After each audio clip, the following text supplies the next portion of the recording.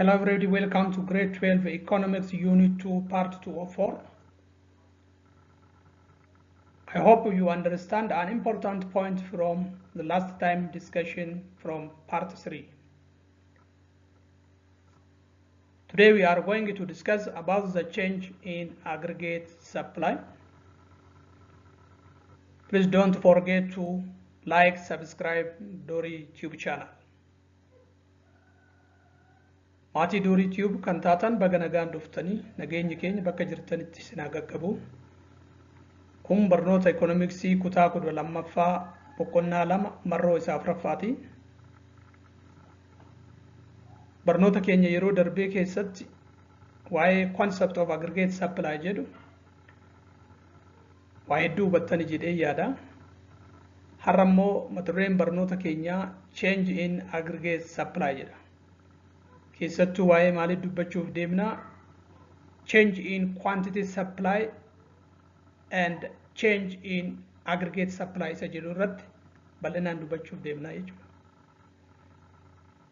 Viidiyoon kun yoo isinitti tole like, share gochuu hin dagatinaa. Dabalataan immoo viidiyoo haaraa hatattamaan argattu like yoo gootanii jechuudha. Kanaaf gara barnoota keenya itti fufuutti deemna.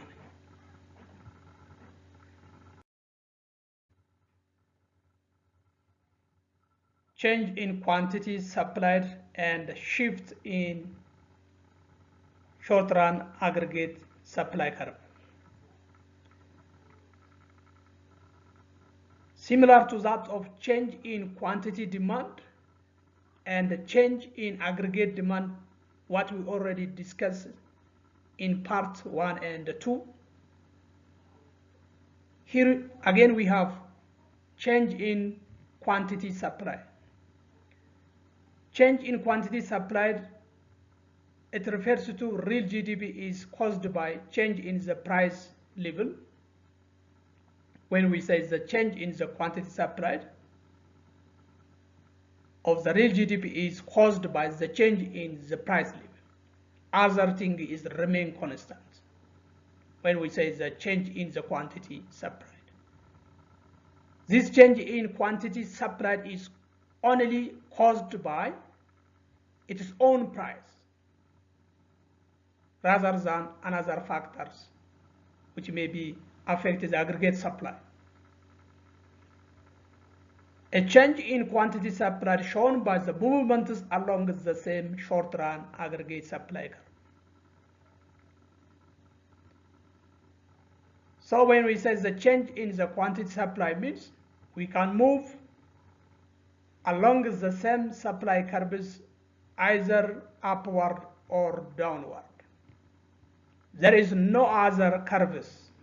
We have only one curves. So change in quantity supply, can be shown movement is along the same curves. This change in aggregate in the quantity supplied is caused by what? The price only. Other things remain constant. For example, if the price decrease, let me say from P1 to P0, then the quantity supplies also decrease from Q1 to Q0. It goes back. But if the price goes up, when it is increasing from P0 to P1, then the quantity supplied is also goes up or increase from Q0 to Q1. Therefore, we can understand that from this, there is a direct or positive relationship between price and the quantity supplied. The factors that make the movement along the same supply curve is price of the product. Other thing is remain constant. On the other hand, change in supply refers to shift the entire aggregate supply curve either to the right or to the left due to cost of input or change input price. When the price or factor of production is changed positively or negatively, it depends on it is on magnitude, then it causes the aggregate supply curve shift either to the left or upward or to the right or downward. The second factor that causes the aggregate supply to shift is domestic resource availability. If resource is available or enough in the economy, then the aggregate supply is increasing. Aggregate supply increasing means it is shifted to the right, downward from A to C. When the aggregate supply increase, it is shown by the rightward or left, the downward shift of aggregate supply curve from point A to point C, or from this black line to this the blue one.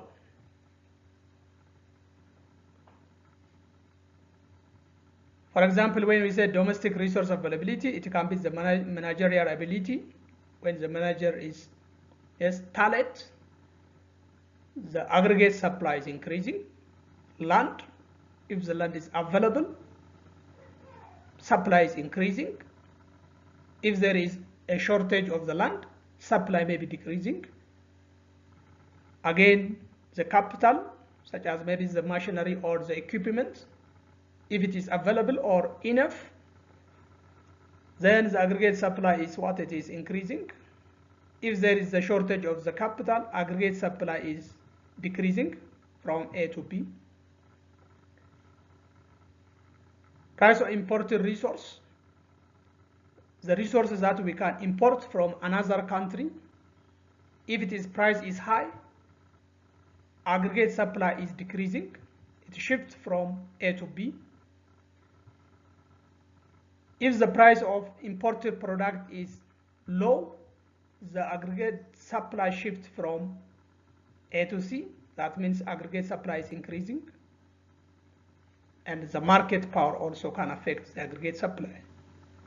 The third one, change in productivity. High productivity means aggregate supply is increasing, shifted to the right. Low productivity means aggregate supply shifted to the left, upward. This is the decrease in the aggregate supply. The fourth factor that causes the aggregate supply to shift either right or left, state of technology.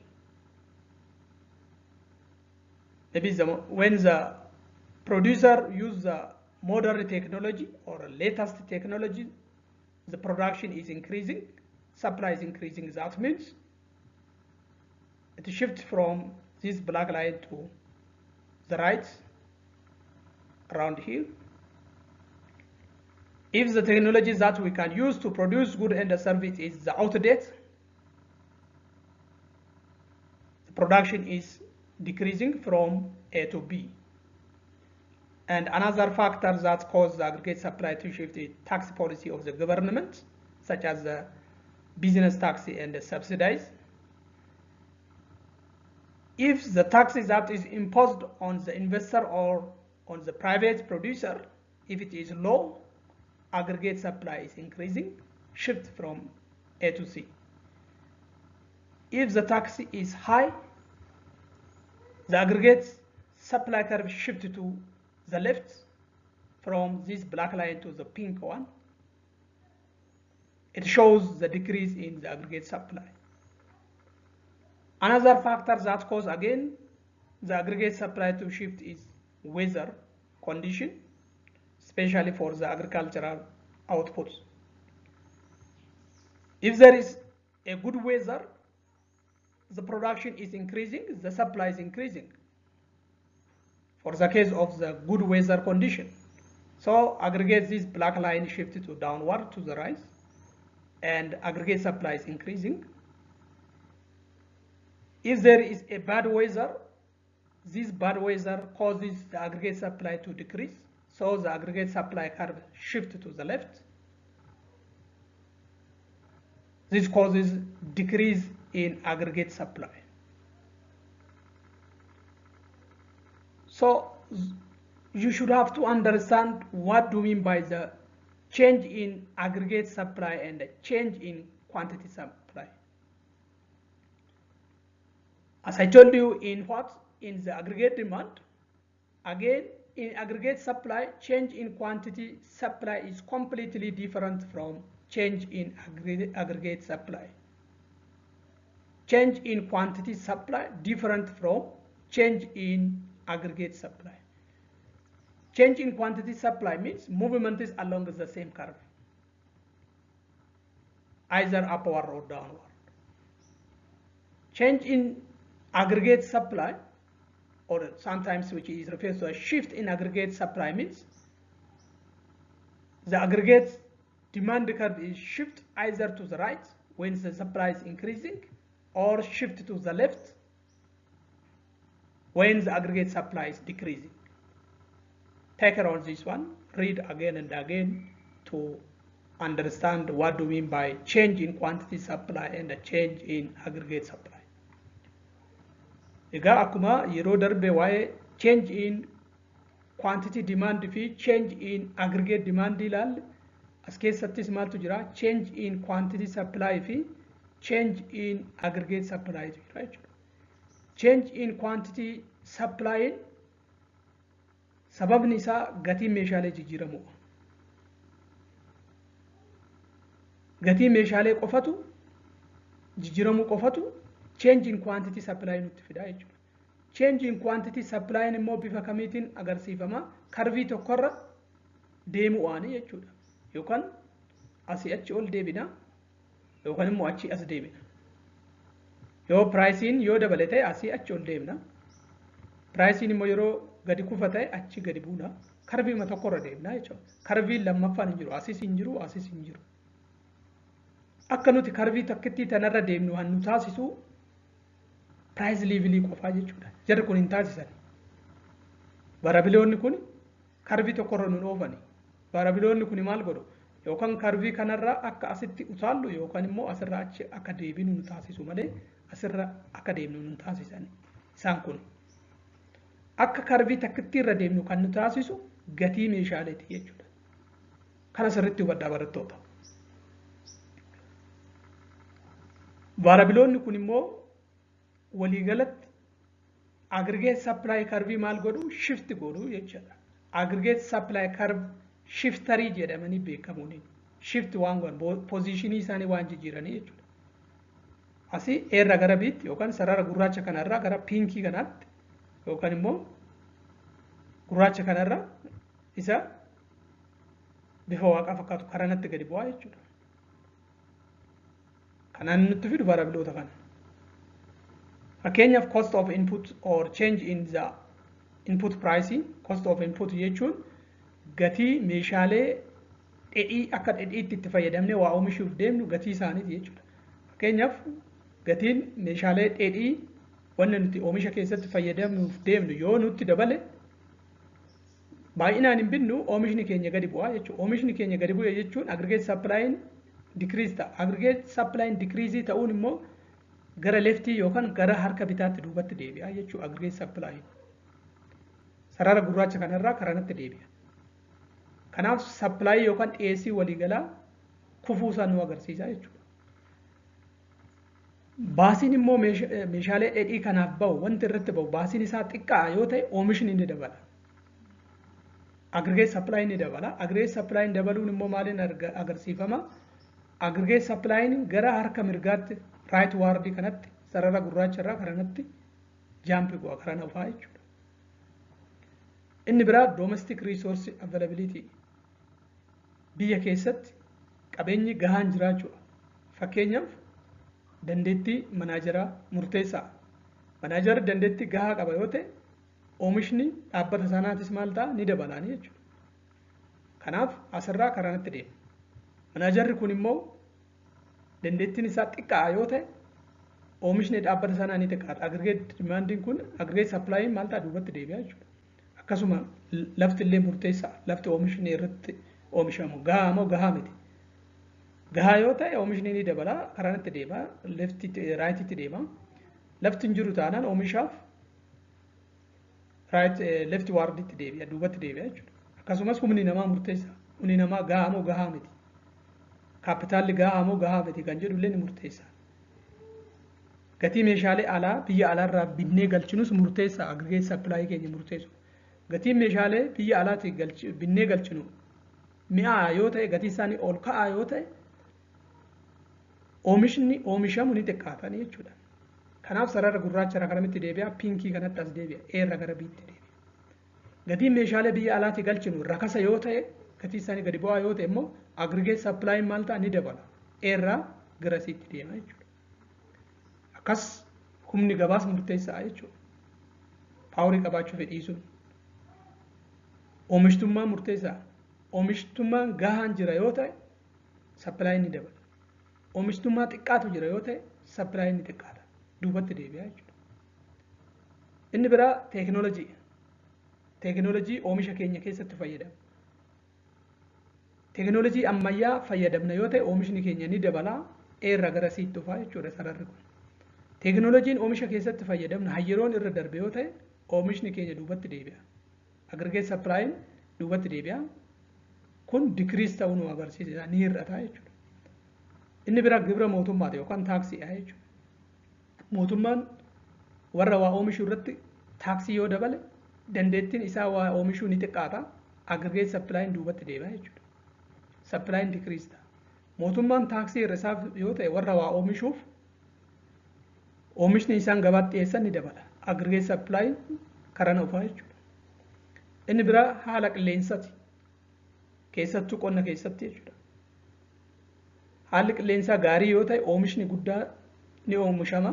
Dhiyeessii guddaatu jira jechuudha. Kanaaf dhiyeessii ni dabala. Aggregate supply ni dabala.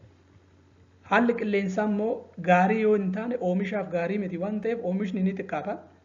Kanaaf sararri kun duubatti deebi'a jechuudha harka bitaatti. Kanaaf barattoota wanti sirriitti isin hubattan jira kana lamaan. Change in quantity supply jechuu fi change in aggregate supply jechuun gonkumaa waliin argatuuni. Change quantity supply ni price takkas go'a asirra qofa deemna. Change in aggregate supply immoo jara kanatu variableota kanatu akkas go'a. Innis maal ta'a yookaan gara harka bitaatti shift ta'a yookaan gara harka mirgaatti shift ta'a. Position isaanii gallakkisaan sararri kun jechuudha. Aggregate supply position isaa gallakkisa. Gara harka bitaatti yookaan gara harka mirgaatti.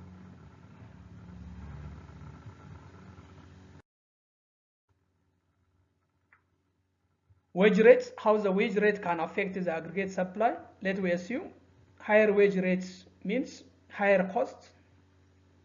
The price that we made for the labor may be high. Therefore, this is increase the expenditure on the factor of production.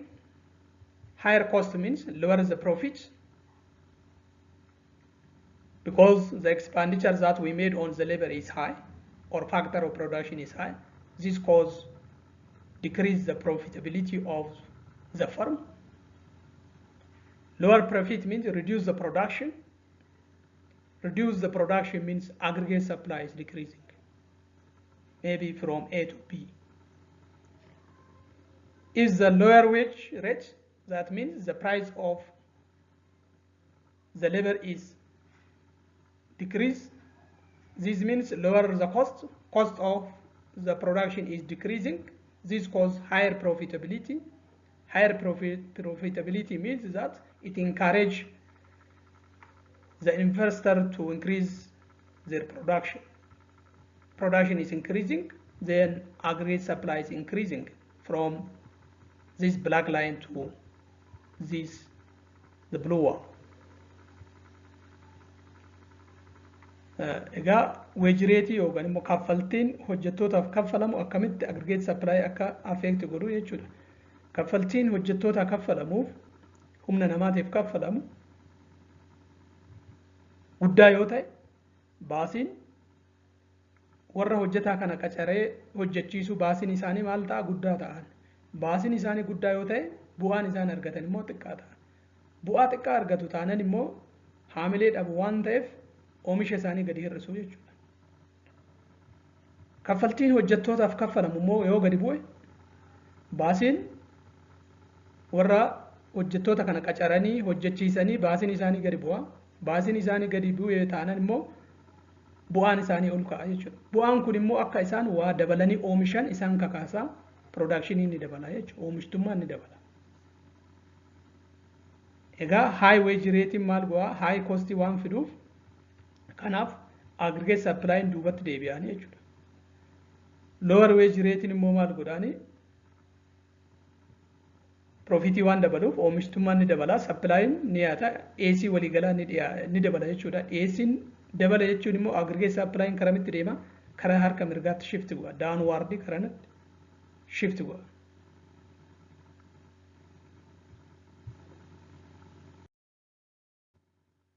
The long run aggregate supply curve, which is vertical line.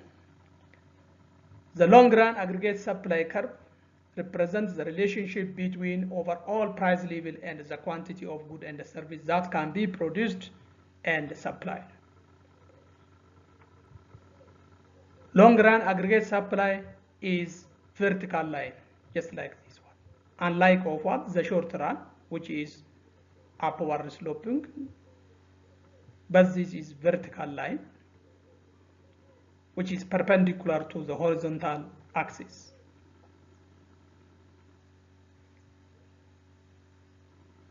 This shows that the potential output when all resources are fully utilized.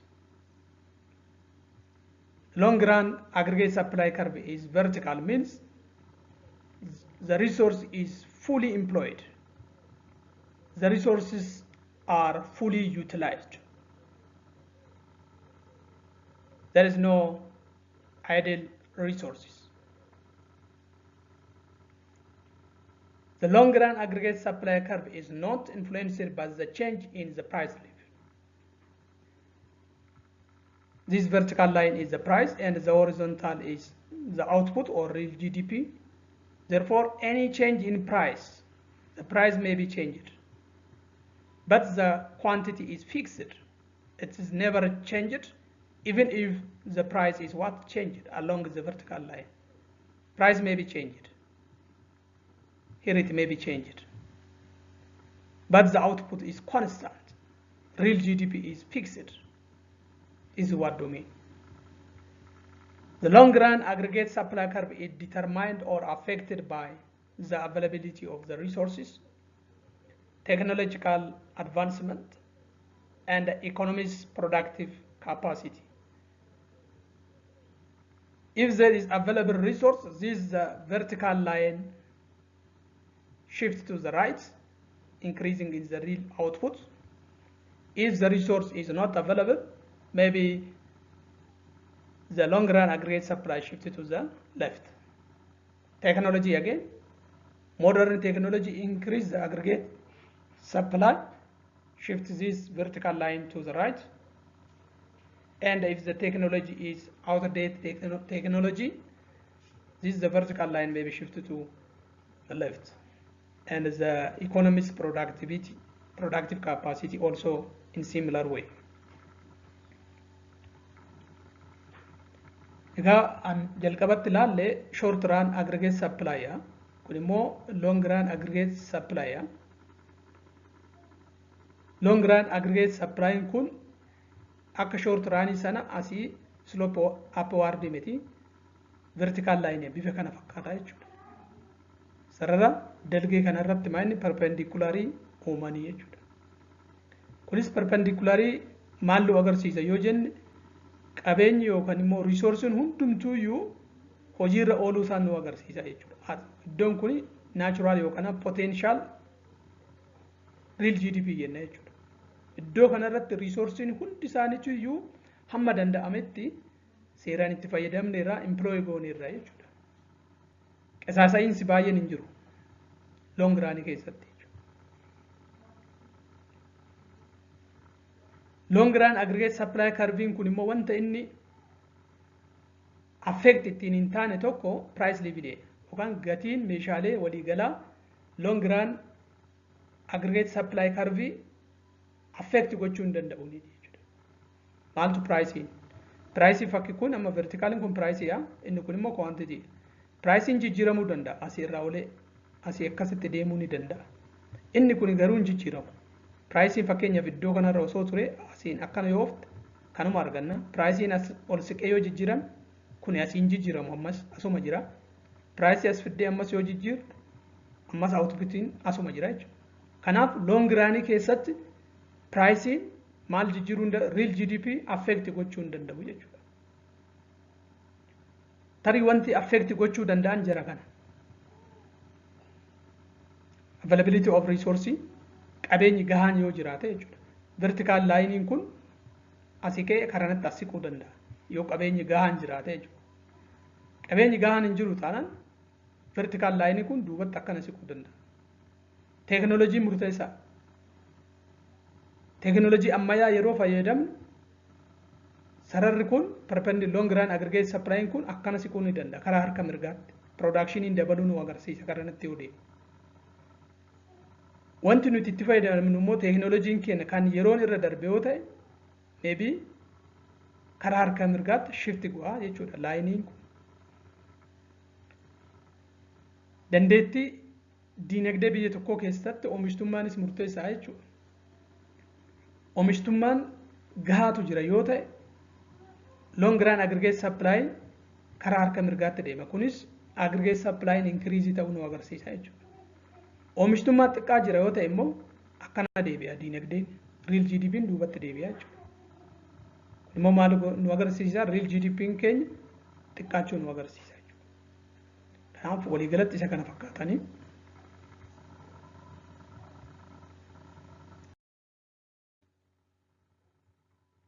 equilibrium of aggregate demand and aggregate supply.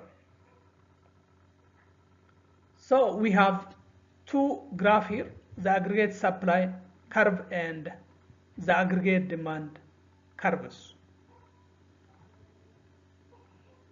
At the intersection point, at this point, we have the equilibrium. When the aggregate demand and aggregate supply is what? Intersect each other. This is the equilibrium point. This price is known as equilibrium price. Equilibrium price. And when you come to down straight, here we have equilibrium quantity. Above the equilibrium point, we have surplus. Below the equilibrium, we have the shortage. Why it is the shortage and why it is the surplus? Let me see. For example, as I told you, this is the equilibrium. So take any price above the equilibrium. Take the price 1. When you come to straight along the horizontal axis, this is the demand curve here. This is the blue one. This is the demand curve. Therefore, this is the quantity demand. Here, Q1 is the quantity demand. And again, when you continue move along the horizontal axis, we have another curve which we intersect at this point. This curve is supply. Therefore, when you come down, we have aggregate supply. This is aggregate demand. This curve is aggregate demand. Therefore, when you come to down, you can get aggregate demand. And when you go along the horizontal axis and you come with aggregate supply, because this is aggregate supply and this is become aggregate quantity supply. Therefore, which one is the greatest? This is aggregate supply and this is aggregate demand. Therefore, which one is the greater? Aggregate supply is greater than aggregate demand. When the aggregate supply is greater than aggregate demand, we have what? Surplus. Okay, now take any point, any price below the equilibrium. This is the equilibrium price. So take another price below the equilibrium. Let's we take point 2 or price 2. When you move along the horizontal, you come with this pink line. This pink line is supply. Therefore, this become what? Aggregate supply. And again, continue to move along the horizontal. We come with the demand, because this line is the demand curve. This is the quantity demand. This is the supply and this is the demand. Therefore, aggregate demand is greater than aggregate supply. When the aggregate demand is greater than aggregate supply, there is a shortage. This is what we mean by the equilibrium, the surplus, and the shortage. Okay. Aggregate demand and the short-run aggregate supply determines the price level and the real GDP. When the aggregate demand and aggregate supply cross each other, it determines what? The price level and the quantity output. At price 1, the quantity supplied of the real GDP is quantity 2. At price 1, here, the real GDP quantity is greater than that of the quantity demanded, what you already discussed. This implies that there is a surplus of the goods. If the price level drops from farmers decrease the output, consumers increase the consumption. Price drop means the supplier what? Reduce the output. This maybe increase the consumption. At price 2, at P2, that means the quantity supplied of real GDP, quantity supplied is Q1, is less than the quantity demanded, because this is the quantity supply, this curve is supply, and this is the demand. Demand is greater than the supply. This implies that there is maybe the shortage, not surplus. Shortage, not surplus. Corrected, this is a shortage. The price level rise means farmers increase the output. This causes consumer decrease the consumption. Economic force are moving the economy towards the point E, where the demand for real GDP equals the supply for the short run. So the interaction of what? The aggregate supply and the aggregate demand push the price to the equilibrium point, to this one. This price push up and this is pushed down, and it eventually came to the equilibrium point. This is the equilibrium price and this is the equilibrium quantity. Ega asirratti wanti hubannu equilibrium aggregate demand fi aggregate supply tu jirani jechuudha. Humni lamaan iddoo isaan itti wal qaxxaamuran equilibrium jennaan. Humni eenyu? Humni aggregate supply fi humni aggregate demand iddoon isaan itti wal qaxxaamuran equilibrium jedhama jechuudha. Kanaaf iddoo kanaan kallattii kana yoo uftan equilibrium price ya E jechuun equilibrium price jechuu barbaadeti. Kallattii kanaan immoo downward yoo uftan quantity argattuni equilibrium quantity ta'a jechuudha. Kanaaf pointing kamiyyuu equilibrium price ya ol kan jiru maal fida? Surplus fidani. Pointing kamiyyuu equilibrium price ya gadi kan jiru immoo maal fida? Shortage fida jechuudha. Fakkeenyaaf surplus jechuun maal jechuudha gabaabumatti? Surplus jechuun aggregate supply aggregate demand yoo caale surplus tu jira. Shortage jechuun immoo yookaan immoo hir'inatu jira jechuun hammi barbaadamu hamma dhiyaate ol ta'e yoo argame hir'inatu jira jenna. Kanaaf akkamitti akka surplus ta'ee fi shortage akka ta'e isinitti agarsiisa. Seeraan hordofaa.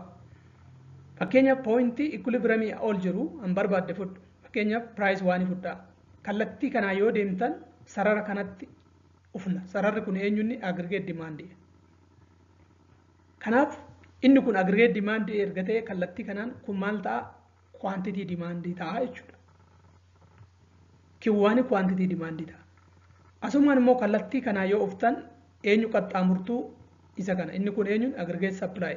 Kanaaf inni kun immoo maal ta'a? Quantity supply ta'a. Kamtu caalaam? Aggregate supply caalaa jechuudha. Kiwwituun kiwwaani ni caalan.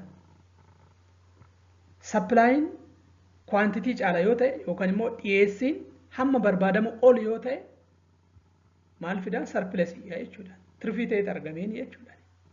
Irra darbee jiraan. Hamma namni barbaadu ol gabaan dhiyeessitee jechuudha. Namni waa bitu xiqqaadha. Namni waa gurguru garuu baay'eetu jira. Surplus ta'ee jechuudha. Gara biraatiin immoo equilibrium point gadi fudhaa. An barbaadan iddoo barbaadda fudhaa. Point 2 fudhaa. Equilibrium gaditti. Sarara kanaan kallattii kanaa yoo uftan eenyu argannaa? Supply jechuudha inni kun. Karviin pinkiin kun supply kanaafuu asitti qaxxaamurra waan ta'eef kallattii kanaa yoo ufne quantity supply ta'a ammoo inni kun ufeeta. Kallattummaan immoo yoo deemne eenyu qaxxaamurtu? Demand. Kun immoo maal ta'a? Aggregate demand jechuudha. Kun supply kuni demand. Kuni hamma barbaadamu kun immoo hamma dhiyaate gabaatti. Kanaaf kamtu caalee hamma barbaadamutu hamma gabaan dhiyeessite ol ta'e jechuudha. Wanti barbaadamu hamma gabaan dhiyeessite ol ta'e yoo argamu maaliin hir'inatu jira? Shortage jennaani jechuudha. Gabaabumatti tiyooriin kun kana nutti himaanii jechuudha. Amma ana isinitti hime kun kanuma dubbisaatee understand go'a.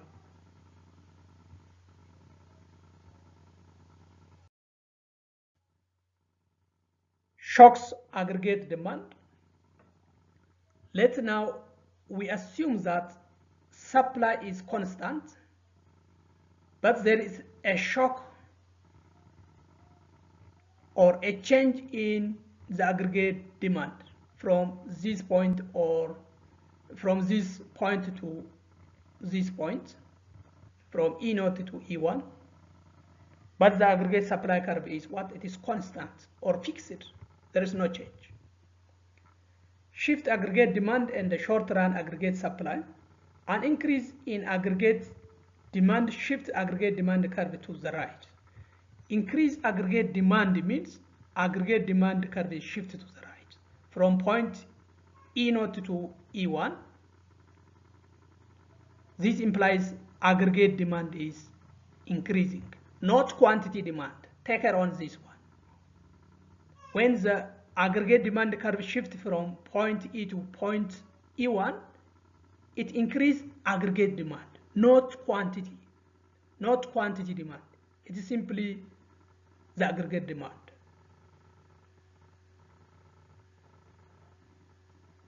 An expansionary demand shocks shift the aggregate demand curve to the right, increasing both price and the output. Yes, it is true. When the aggregate demand is increasing, both the price and the output is what? Increasing. Let we assume initially we at this point, when the aggregate demand is increasing, price is also increasing here from P0 to P1, and the quantity is also increasing here from Y0 to Y1. An expected positive shocks to aggregate demand resulting from expansionary monetary or fiscal policy shift aggregate demand curve to the right, increasing the output at each price index level. So in general, when there is a positive shock in the aggregate demand, that means when the aggregate demand is shifted to the right, it shows increase in aggregate demand. If the aggregate demand curve is shifted to the left or inward, let me say from E1 to E0, it shows decrease in aggregate demand, not decrease in quantity. It decrease in aggregate demand. This is a very important point. Egaa aggregate demand curve shock yoo ta'u yookaan yoo jijjiiramu aggregate supply immoo maal inni dhaabbataa jennee assume hagoonu. Inni jijjiirama fidu jennee assume hagoonu. Wanti jijjiirama irratti raawwatame aggregate demand qofa. Yeroo kana equilibrium price fi equilibrium pricing kunii fi equilibrium quantity kun maal ta'a? Aggregate demand dabala jechuun karaa harka mirgaatti shift go'a. Karviin jechuudha. Aggregate demand karviin gara mirgaatti shift go'a jechuudha.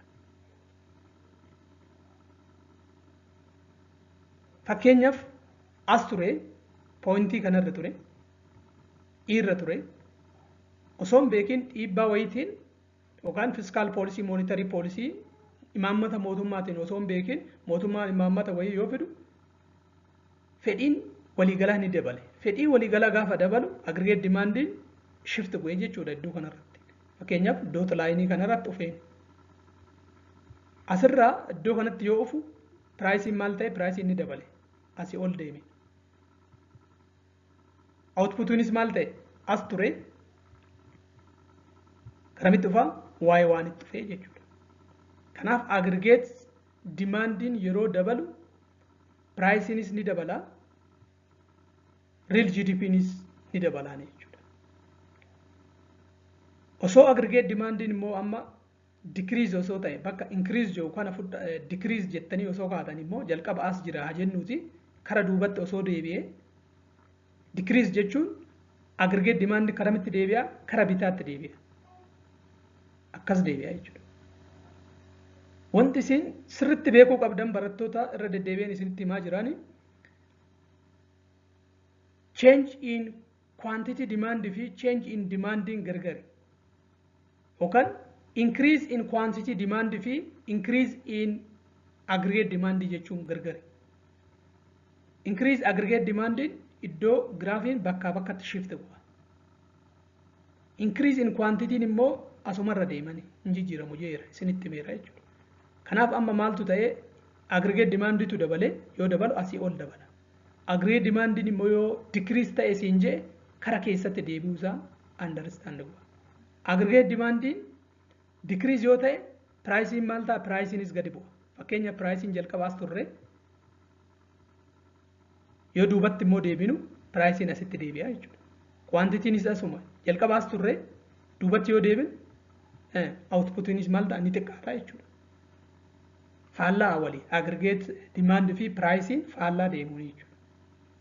Akkas demandiin yeroo dabalu pricing ni dabala. Demandii yeroo xiqqaatu immoo pricingis maal ta'a? Wajjumaan gadi bu'aa jechuudha.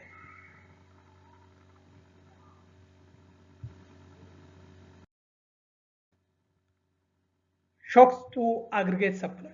Now, let we assume aggregate demand is fixed. There is no change in aggregate demand. Only the change is happened on supply.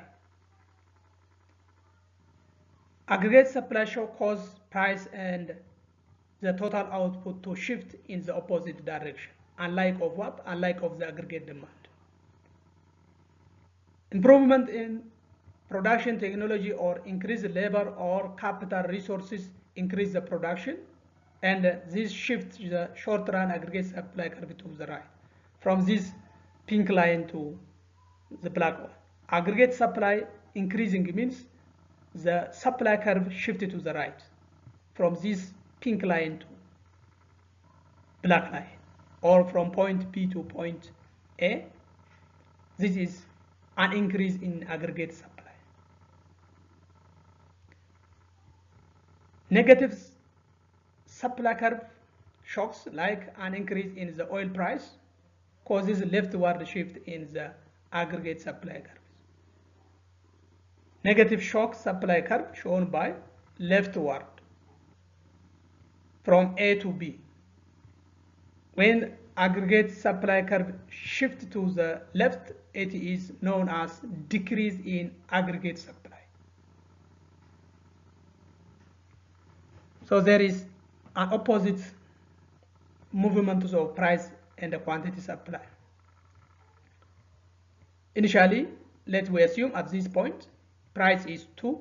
When we at point B, price is 2 and output is 2. Let we assume supply is increasing. Supply increasing means this pink line shifted to the black line. So when the supply is increasing, price is what? Decline from P1 to P2, P1. Output is S. It is decline. But let we assume that price is increasing from P1 to P2. At P1, here we have Y2.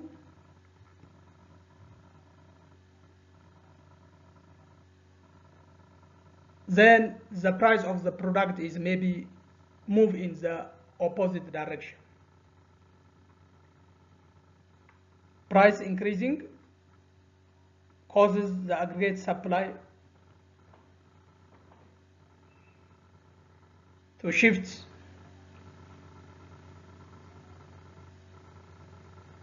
to the left, and overall the impact of what? The impact of aggregate supply on the equilibrium points. Inni biraa immoo aggregate supply shockii yoo ta'u, demandin immoo maal inni dhaabbata. Garuu dhiyeessii qofti shockii yoo ta'e yookaan yoo jijjiirame jechuudha. Improvement technology ammayyaatti fayyadamne yoo ta'e oomishtummaan ni dabala. Fakkeenyaaf kaapitaalli maal kun resourcing keenya yoo dabale production ni dabala. Production ni dabalin immoo short run aggregate supply karamitti deema, right deema jechuudha. Pinki kanarraa karamitti dhufaa, kanarratti dhufaa. Supply yeroo dabalu pricing maal ta'a? Gadi bu'a.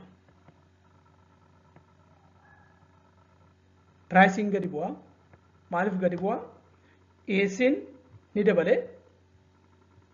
Dhiyeessiin baay'inaan yoo dabalu gatiin meeshaa sanaa immoo maal ta'a? Gadi bu'uun dirqama jechuudha. Garuu immoo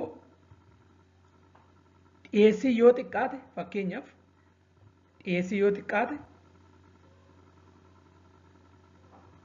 eerraa gara biitti kun maal dhiyeessiin xiqqaachuu yookaan supply decrease ta'uu nu agarsiisa jechuudha. Dhiyeessiin yoo xiqqaatu yookaan wanti gabaarra jiru xiqqaa yoo ta'e gatiin product sanaa immoo maal ta'a? Ol ka'a jechuudha. Dhiyeessiin xiqqaa jechuun oomishtummaan gadi bu'aa jechuudha. Gatiin meeshaa sanaa immoo maal? Ol ka'a. Kanaaf faallaa walii deemu jechuudha. Maaltu yeroo supply'n dabaluu fi yookaan aggregate supply yeroo dabaluu fi aggregate supply'n yoo xiqqaatu gatii meeshaa wajjin faallaa walii deemu. Kun maalluu agarsiisa? Aggregate supply'n yeroo jijjiiramu aggregate demand dhaabbataa yeroo ta'u equilibrium price fi equilibrium output irratti dhiibbaa maaltu dhufa kan jedhudha jechuudha. Gabaabumatti aggregate supply'n shockii yoo ta'u, demand constant yoo ta'u, fakkeenyaaf aggregate supply'n yoo dabalu eerraa gara biitti yoo dhufu pricing gadi bu'a, outputiin ni dabala. Dhiyeessii yookaan aggregate supply'n immoo yeroo xiqqaatu eerraa gara biitti Y1 irraa gara Y2tti outputiin ni xiqqaata. Gatiin meeshaalee immoo maal ta'a? Ol deema jechuudha. Kuni shock aggregate supply fi aggregate demand nu agarsiisan.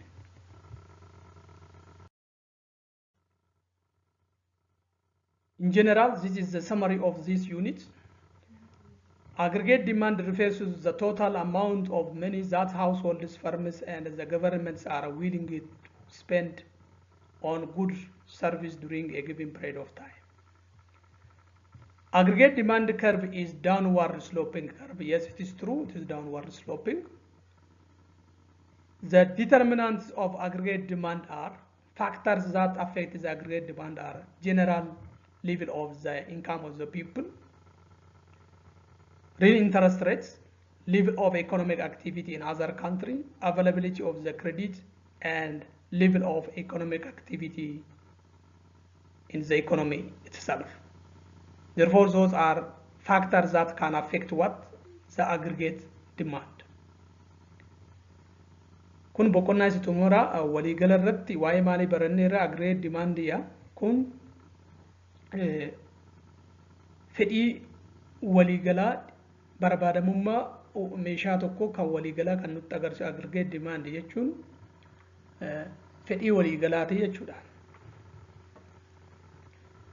Kanaaf wantoonni fedhii waliigalaa kan ammoo affect gochuu danda'a yookaan miidhuu danda'an inkaamii namoota, galii namoota, dhala, haala sochii diinagdee biyya san keessatti ta'u,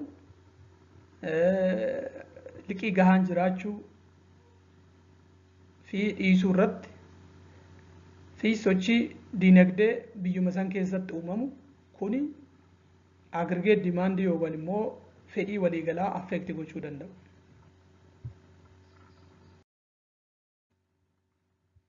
Aggregate supply is the total quantity of good and service supplied at different price level in a given period of time. Those are factors that affect the aggregate supply: cost of input or change in price of input, domestic resource availability, state of technology, tax policy of the government, and the weather condition can affect the aggregate supply. The short-run aggregate supply curve is upward sloping, and the long-run aggregate supply curve is vertical. Equilibrium level of national output and price level is determined by interaction between aggregate demand and aggregate supply. Therefore, this is true. When the supply curve and the demand curve intersect, it determines the equilibrium price and the equilibrium quantity.